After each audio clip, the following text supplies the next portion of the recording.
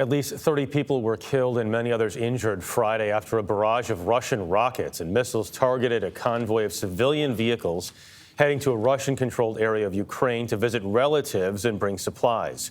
Yesterday, Russian President Vladimir Putin declared that 4 regions of Ukraine are now part of Russia following sham referendums there.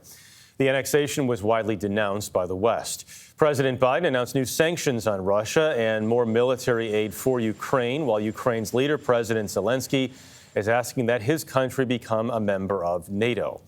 Christina Ruffini is at the White House with the latest on this. Christina, good morning.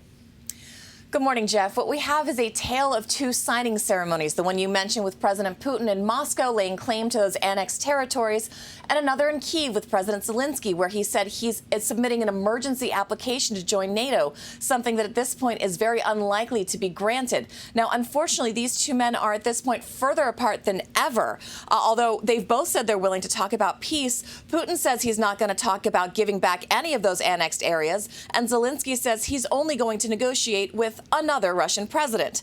At the White House yesterday, National Security Advisor Jake Sullivan called the referendum vote a sham and said the U.S. is never going to recognize Russia's claim over those territories, and neither will the rest of the world. Already, we've seen widespread condemnation from Western European and G7 nations.